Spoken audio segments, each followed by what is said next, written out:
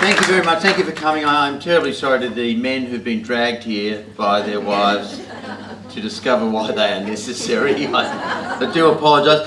Normal rules apply. If you don't like anything I say, feel free to remove your footwear and throw it at me, as is the current etiquette. Now, this is a comedy book, and in a way the genre is an expression of my life, which has always kind of expressed itself as low comedy rather than sad tragedy. It's veered between the two, in the sense that my mother left our family when I was 14. She ran out. And that is a kind of sad tragedy, except that she played it out as low comedy by running away with my English teacher,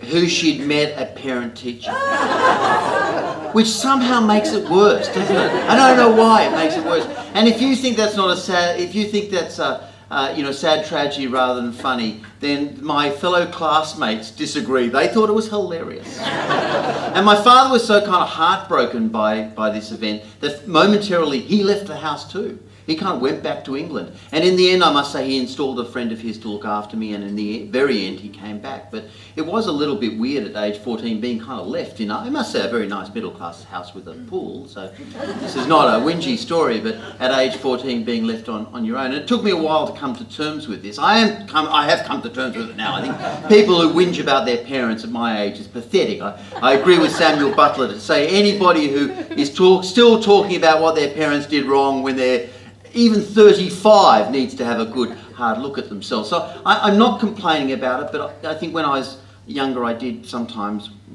weep to my friends about what had happened. And this stopped after one friend said to me, yeah, you never really left home. Home left you. Which was so sort of startlingly accurate that I stopped talking about it from then on. Because I think it's true that in that circumstance I was not the favourite. I never felt like the favourite, which is tough if you're an only child. But I came to terms with it. And in some ways I only mention it now to say that it has informed my writing, I think, in the sense that I have spent 25 or 30 years writing about the minutiae of an ordinary, happy, vaguely functional family. And this is work that is regarded by most authors, I think, as beneath them, to be frank. People love writing books about the top end of town, about the Packers and the Murdochs and the politicians and all the, the millionaires. And people love writing books about the bottom end of town. If you go to Phil's bookstore, there'll be shelves and shelves of underbelly books and crime books and violence books and divorce books and the sheer tedium of being alive books, and so few books about the middle, the life that most of us live. And I think the only wisdom my slightly unhappy childhood gives me is to say, this is not bland and not worth writing about. In fact, the life that I've enjoyed since I left home and since I found my own family is absolutely worth celebrating and writing about.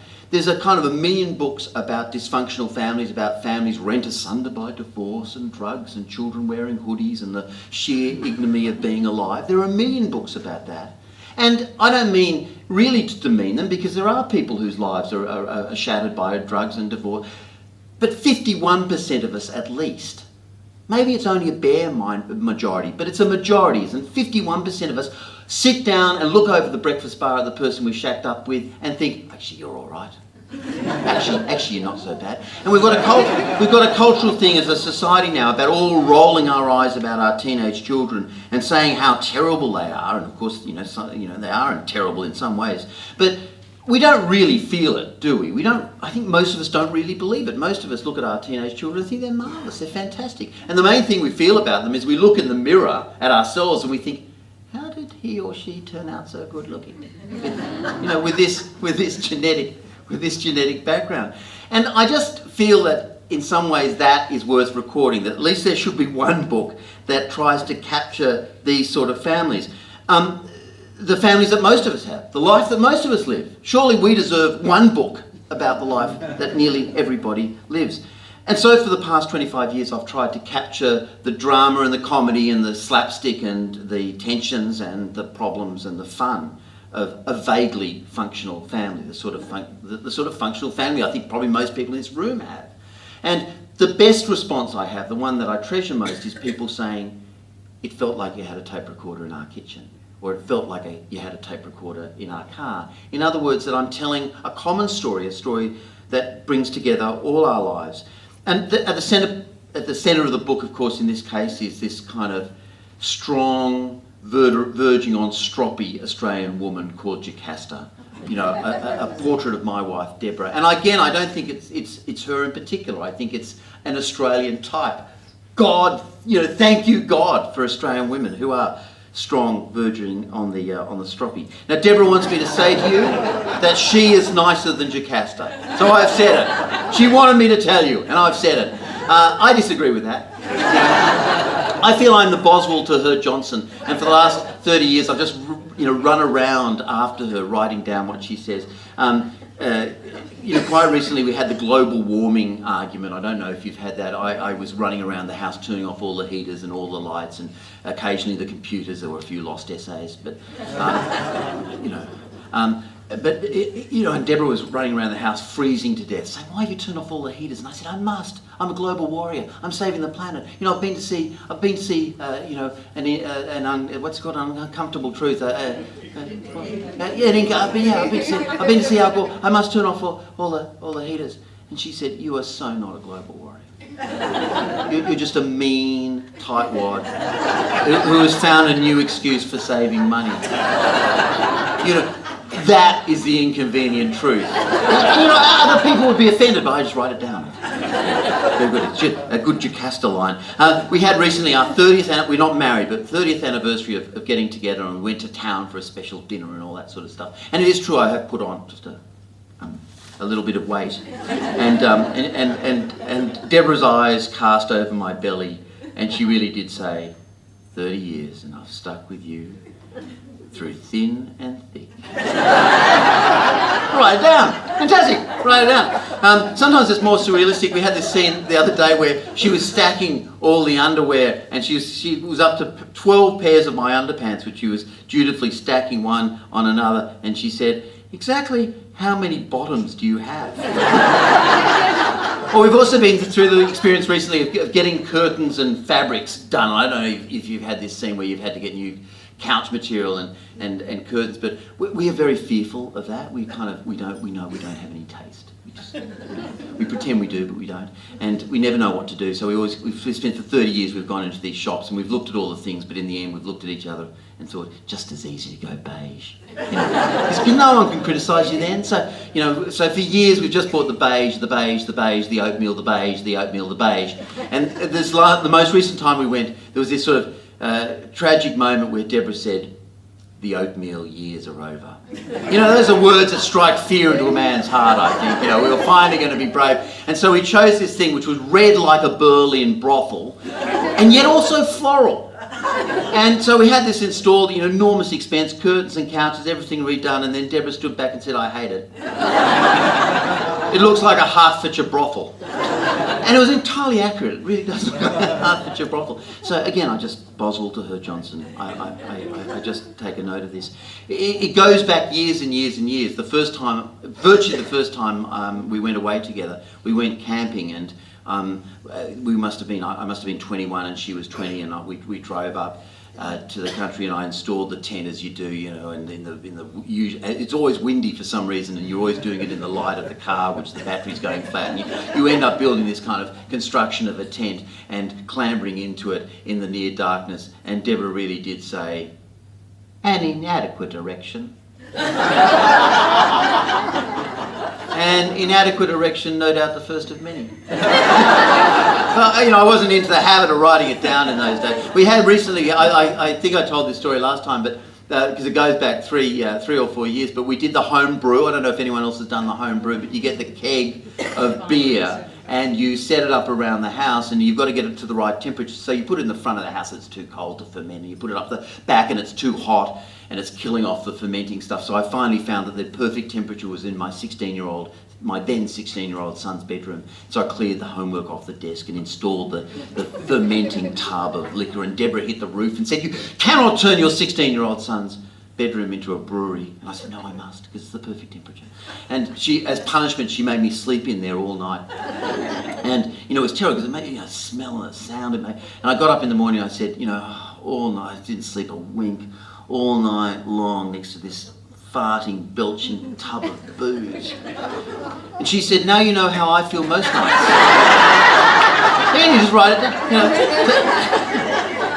take a note and write it down. As I say, I met her when I was 20 years old, and not long after I met her, I invited her to dinner, which is a problem as I didn't really know how to cook. And again, I don't mean to criticise my poor mother, but growing up, she never really cooked anything. She just kind of burnt stuff.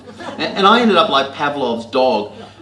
Dinner became associated with the arrival of the local fire brigade. And I still salivate slightly when I hear sirens as a result. And so I had no recipes, and I was kind of living, I must confess, a kind of hippie, a vegetarian hippie lifestyle for some reason. And all I really knew how to cook was steamed vegetables. And so she was coming over for the first day, and I thought, okay, steamed vegetables, I'll steam 2 sorts of vegetables, broccoli and beans. And I thought that was pretty good. So I had this old beaten up steamer, and I had them ready to go. That was going to be the meal, the entire content of the meal. And I kind of wasn't into drinking really. I just smoked my head off, but I wasn't into drinking, so I didn't have any alcohol at all. And she turned, and I was in kind of smelly tea. She turned up and she had a bottle of wine, and she was all done up and had lipstick on, which was rare. And I thought, she's actually expecting quite a meal. All I got is a steamed vegetable. I remember going into the kitchen and panicking and thought, what can I do? And thinking, I know, and going to the fridge and taking the eggs out and breaking an egg into the top. That'll do. And then thinking, no, she really is pretty sexy, this woman. She's gorgeous. Maybe there's a future in this. I'll break 2 eggs in. Spare no expense. Amazingly, she didn't stay that night, which just shows you how incredibly difficult and picky Australian women are. But in the end, I did win her over. And all these years on, I think that so many of the kind of patterns that we go through are the patterns that all people go through. I mean, maybe the men here could confirm, but when the woman goes away on business or for a trip away, there is the list, is there not? The list, which goes up, take Jessica to cello practice, put out the garbage day is Thursdays, here's the phone number of the doctor, the list. And Jocasta's version of the list is a large A4 sheet of paper closely typed with all the instructions for whilst she's in Melbourne. And it paints a portrait of me as a domestic incompetent who can hardly run his own shower, never mind a household. Feed the dog each evening is the opening sally of advice. Then an afterthought in brackets. To do this, you'll need to get some meat out of the freezer each morning. And already she's left me confused. If I thaw the food before serving it, why is that the second step and not the first step? Doesn't she realise that men rarely read past the first instruction in any list? And if she comes back and the dog has shattered teeth from eating frozen food, surely it can hardly be my fault. Next up, she offers some personal advice. Don't drink on weeknights. This is helpfully written in block capital letters, no doubt so I can read it through any drink-induced haze, should I neglect to see the note early in proceedings. Point 3 is a blizzard of instructions involving the washing and ironing of school uniforms. And I find this particularly galling since I do most of the household ironing and washing. And I feel if she's going to write notes in block capitals, I want to send a fax, if they still exist, to her Melbourne hotel room in block capitals explaining where the iron is and how to turn it on, just in case you ever want to use it. I also note that our household exists in a perpetual school uniform crisis, despite my efforts at the ironing, partly because the Space Cadet only has 3 shirts and 2 pairs of pants. Now, I'm unwilling to disclose who is in charge of school uniform purchasing in our family, but I don't think she's done a very good job. Point 4 is again in block capitals and says, don't have an affair while I'm away. I assume this is meant to be a humorous aside, since offers haven't exactly been coming in thick and fast over the past 30 years. Since I spend all my time either at work, commuting or ironing, I wonder exactly when I'm going to fit in a steamy affair. But if anyone's interested, I have about 5 minutes free at about 6:45 each morning. We then get on to food, and it's as if I've never prepared a meal in my life. There are lamb chops in the freezer, the list says, before adding the witheringly dismissive detail. These are on the shelf, not to be confused with the dog food in the freezer drawer. I mean, how insulting is that? You know, the trouble about the list is that it paints an all too vivid picture of the person Jocasta believes she lives with, an incompetent dipsomaniac who is unable to pick the difference between a lamb chop and a chicken neck. It's clear what she thinks. If it weren't for the list, the boy and I would be sitting around the kitchen table, him in stinking rags, me pissed out of my mind, gnawing our way through a plate of frozen dog food as I try to allocate the 6:45 spot between my various girlfriends. But despite this, like most people, I know I've been made by her and I know she's been made by me. And it seems to me that there's a part of our culture at the moment that seems to believe that the negative is somehow more authentic and real than the positive.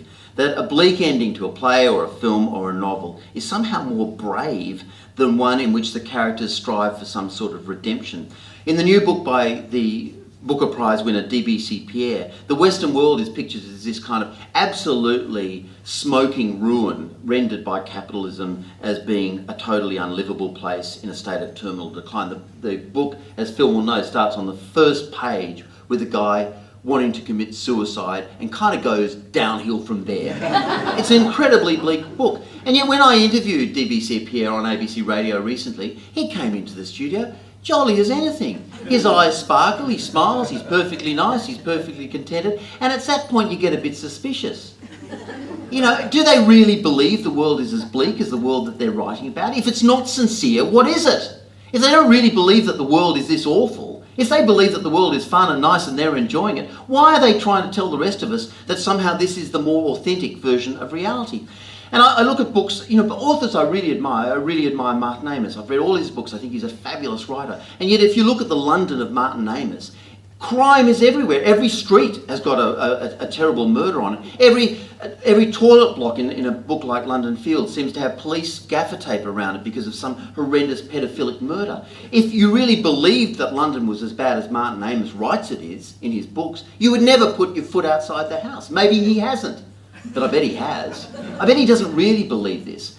And that's what's so interesting. If we look at things like the crime rate in Martin Amis novels, it is exactly the same image of London that you get in a tabloid newspaper like the London Sun. So how can it be that from the highest of high art to the lowest of tabloid art, tabloid reporting, it is the same image of a bleak, strewn, crime-ridden world?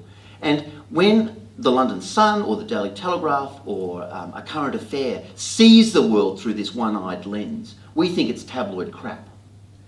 So how can it be that when we go to the Sydney Theatre Company and see a play that has that same version that the world is full of pedophiles and murderers, how can we suddenly see that as brave? 19th century novelists never saw the world like this. If you look at Balzac and Dickens and Flaubert, their image of the world is full of criticism. You know, they see humanity as this terribly flawed thing, often in a very dysfunctional society, but they understand that humanity is the possibility of bettering itself and that there are positive forces at work, and the novel is often a kind of play between those two things, and they're striving for earned redemption. Now, I don't know what went wrong in our culture. I think it might be, I mean, this sounds corny, but I think it might be as easy as the fact that Walt Disney and other people created these Hollywood movies with manipulative happy endings, mainly for a child audience, and high art thought, we don't want to do that, we don't want to, you know, we all thought as audience members, we don't want to paste it on happy ending, and it's true, we don't. And we seem to throw out the baby with the bathwater and do away with the idea of an earned redemption for characters. And so every time there's a theatre review in the paper, it says, oh, it was a very good play, it was very bleak. As if that's all the reviewer has to say, is to assure us it was really bleak. And we'll understand, oh, that's good. Oh, that's great. That's sophisticated. That's brave. Well, you know, no one in the 19th century would think that was sophisticated or brave. They would think it was one note. They would think it was reducing all of the world to pedophilia. There's a moment in Australian theatre now where you go and sit in the theatre and you sit in the stalls and you go 10 minutes, 20 minutes, incest. You know, every single play is about incest, as if it's the most common thing in the world. Now, I'm not saying we shouldn't write about incest, obviously, but when the whole world is reduced to one quite rare crime, when you watch television and every single street seems to be full of a bar with girls, striptease girls in a girly bar behind the detectives who are seriously discussing the case, as you get in something like Underbelly. And you think if this was really real, you wouldn't be able to buy fruit and vegetables in Mosman. Because every single second shop front would be a girly bar. We know that's not true. We know that's not how the world actually is. So why do we believe that in this culture that bleak is brave and authentic when it's actually just one note and tabloid? So this process, I think, reached the low point in the recent federal election when politicians of both sides seriously went to Penrith and other seats on the edges of the big cities and assured the people that no one in the world had it worse off than them. Really, Australians are the worst off people in the world, and in terms of Australians, no other generation of Australians has had it worse than you. And it was as if that moment when Malcolm Fraser said life wasn't meant to be easy, and we all mocked him for it, every politician since has thought, well, I'm not going to fall for that. I'm going to tell them all how badly off they've got it. And so you had this obscenity, really, of this incredibly lucky country that we've got, this incredibly beautiful and prosperous and happy country we've got, and our own politicians telling us that was crap and terrible, at the same time as Pakistan was underwater with flooding, Afghanistan was being shot to pieces, and Europe was being floored by the global economic crisis. It was sick, it was obscene, and it was part of this culture of bleakness, whereby that seems to be the authentic thing. And we seem to ignore the joys of the life that we all live. So this book, in a way, is an antidote to all that. I think it's even more than that. It's a kind of defiant cry of rage about all of that. It is saying that a middle class, functional, happy family with all its dramas and comedy and slapstick is actually worth recording, that every story doesn't have to end with a bleak ending, and that those of us who've been lucky enough to be blessed by living in the middle, who've been lucky enough to have the suburbs, a partner who we love, kids if we are lucky, we are blessed. And at least we could do, just occasionally, is acknowledge it in our culture and give thanks for it. And that's the news from nowhere.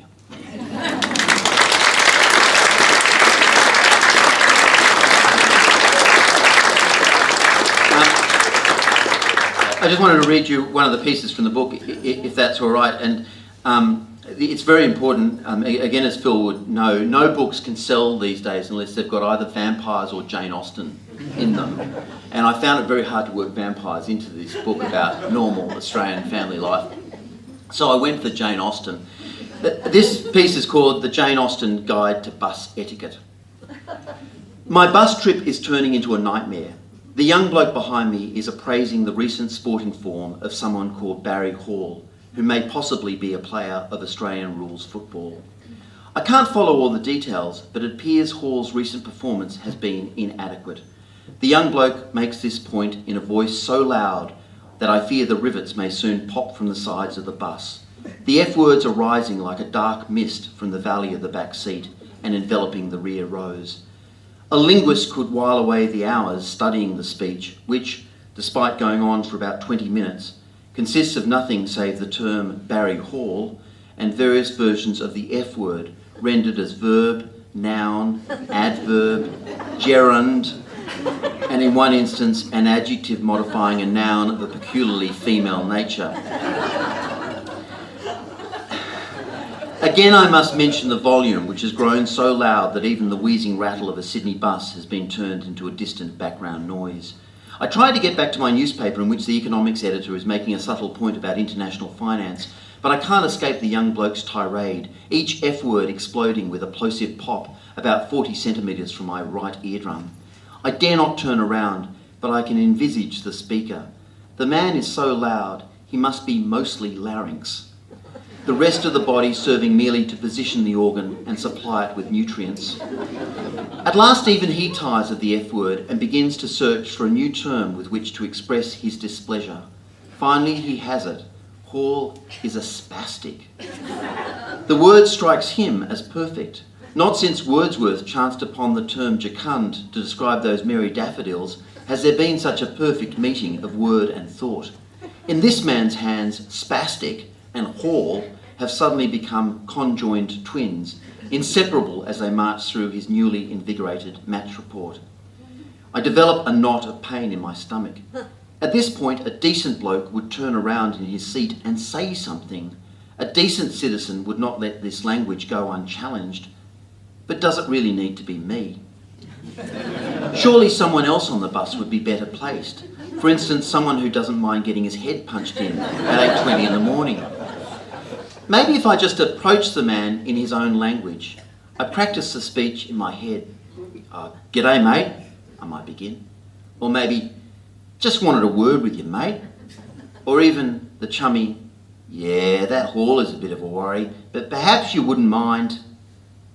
I'm rapidly overcome by fear and return to the newspaper. Even though I'm a master of accents and brotherly bonhomie, it is faintly possible the man will spot that I'm a yuppie wanker who knows nothing about sport. He may also be unimpressed by my desire to assist him in the development of a more extensive vocabulary. I get back to the economics editor who is debating the effect of the European community on credit markets, but a final spastic breaks through my concentration. I snap, turn round and let the young bloke have it. I say, old chap, I tell him, I wonder if you can give the word spastic a bit of a rest. There's a good fellow. Somehow, in the process of turning around to face him, my matey admonishment has been forgotten. Instead, I come over as some sort of 80-year-old British lord. A silence falls between us. I can't believe what I've just said. Neither the upper-class British accent I've adopted nor the fey vocabulary. The bloke is discombobulated, and why wouldn't he be? There he is, travelling on the 426 down City Road, and he's just been verbally assaulted by Lord Peter Wimsey. But here's my point. It works a treat. He is so shocked by this gentleman's club approach that he stops in his tracks, lowers his eyes to the floor and says, "Oh yeah, fair enough, sorry." For the rest of the trip, the larynx is transformed into a little lamb, sharing sotto voce observations with his pal about the weekend's fixtures. I now see that this should be my approach to all society's annoyances. Treat everyone as if you are fellow guests at some sort of Jane Austen house party, and they will naturally follow your lead. I've been boning up on my Jane Austen, ready to let fly. The next time someone uses their mobile phone loudly in a restaurant, I shall wander over with a twinkle in my eye. I fear you have delighted us with your conversation too long. Or to a mugger in the middle of Hyde Park. Selfishness must always be forgiven, you know, because there is no hope in your case of a cure. Or to the person pushing in at the ticket machine. It is a truth universally acknowledged that a man in want of a ticket should wait his turn.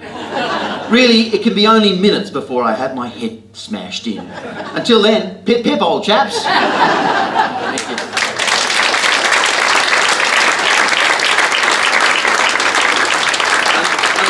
Do you have a question? Has anyone got a question after all of that? Carry on. Hello. The title, Why Men Are Necessary. Well, that's a very slender part. It's a very slender part of the book, Why Men Are Necessary. It really comes from a book by Maureen Dowd, the New York Times writer, who published a book a couple of years ago, which was titled, Are Men Necessary? And Maureen Dowd's theory was this, that changes in reproductive technology, test tube babies, and if I read her right, the invention of the forklift have rendered men unnecessary. And it is true, I think, that the two things that men were most confident to put on their business card were, man, call me for procreation or heavy lifting. They were the things we were very confident. And so both these things knocked out by technological change, where did that leave us? And so I tried to come up in this book, as I say, a very slender part of the book, but try to come up with some reasons why men were indeed necessary. And I think it didn't come easily, I worked, I admit. I think rodent control is one of them. And I know that women are happy, women can of course kill mice and rats, but do you want to? Whilst men I think want to. And it's an evolution thing. We evolved on the savannah where we hunted down the woolly mammoth and killed it and cooked it and in a frenzy of kind of bloodlust and high-fat cuisine. And this is kind of deep in our male souls. And we want to express this bloodlust of killing other animals. And this is hard to achieve if you live in a flattened Marsfield. You know, the chance to hunt the woolly mammoth doesn't arise all the time. In fact, you know, killing a cockroach with a rolled up copy of Men's Health is about as good as it gets for most of it. Companion planting to get rid of the aphids. That's kind of as bloodlusty as it gets. So I think killing rodents is good. We like to do it. You don't like to do it. We should be allowed to do it. I think opening jam jars is quite good. And I know you can get devices from Hardware Hell that allow you to do it now, but I encourage you not to buy them. Because if your man is suitably dressed in a t-shirt when he does it, the arm muscle does flex rather attractively when he does it. And I think the third reason is probably tiramisu. I was trying to explain this to Adam Spencer this morning, but tiramisu is a very important reason why men are still necessary, because there's that moment when you go to dinner together and you have your lovely main course and your wine, and then the waiter comes up and he says, "Would you like dessert?" And the woman says, "Oh no, not for me." "But you have some." And so the man says to the waiter, "Okay, I'll have the tiramisu, thanks mate." And the waiter, or whatever you like to eat, you know, and the waiter brings the tiramisu and he places it in front of the gentleman. And then the woman gets a very long spoon, leans over, and slowly but inexorably eats the lot. And you know, I think it's great because the man has taken the moral responsibility for ordering the tiramisu, but the woman still gets to eat it. And that is why we're necessary. Question answered. What more do you need? I mean, there is a fuller list in the book, but I think that's you know, all that is necessary to indicate why we are necessary still, despite all that. Has anyone else got a question? Please. Please. Oh, I Yes. was wondering, has your cooking improved, or your mother's cooking improved? Yes, my cooking has improved. My mother's cooking has improved. Has not improved. But no, you know, I think my cooking has improved. I've moved on from the steamed vegetables. There's a piece in the book. You know, like a lot of men, I do cook. I cook indoors, of course, but I think that men do have a slightly more competitive attitude to cooking than women, and we tend to go through the books and try to find the most impossible show-off recipe you can possibly find and decide to cook that for dinner. And there is, as I mentioned, the problem of men reading through the instructions. So inevitably there's that point where you've got 10 people arriving for dinner and you're going through the steps of this incredibly complex recipe that no one in their right mind would cook. And the guests are about to arrive in about 5 minutes. You're already a bit pissed because you've been drinking the wine. And you turn over the page and it says, "Step 6, refrigerate overnight." And, you know, I think that's the point. I think the other thing about men's cooking is the kind of desire for praise. And I always think there should be a men's cookbook with, you know how in those cookbooks they have time it takes to cook the recipe, and there's a little clock with 30 minutes or 45 minutes. And I think there should be a men's cookbook where it says expected duration of praise. There should be a little clock indicating this dish is so complicated you'll have to praise him for 3 hours afterwards. I always think there's that moment after the dinner party when the man's cooked where the guests are saying it's very nice, and there's all that kind of fishing for compliments where he said, "I overdid the coriander, didn't I? I overdid the lamb chops were burnt, weren't they? When they never, oh no, it was marvellous, Terry, it was great, it was marvellous." And you're still at it when they leave, and they're sort of heading down the front steps, getting in their car, reversing down the driveway where the man said, "But I overdid the sherry, don't you think I overdid the sherry?" But otherwise, we're fantastic cooks, of course. Of course we are. I want to read one more piece, but is there another question before I... Can men exist without women? Can women exist without men? We had a little competition on the radio and to try to think up more than 3 reasons why men are necessary. And the best one was the last one, which was men are necessary in order to produce more beautiful women. And I'd suggest women are necessary in order to produce more beautiful men. Is that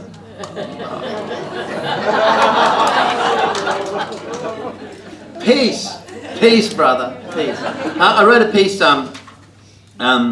for my son, poor boy, is doing the HSC today. In fact, he finishes tomorrow. But recently he turned 18, and I tried to sum up all my life wisdom in a piece. And it was published in the Sydney Morning Herald, and lots of people read it and tried to foist it on their 18-year-old children. I think all of us had the same experience that I had, which is he didn't read it and he still hasn't.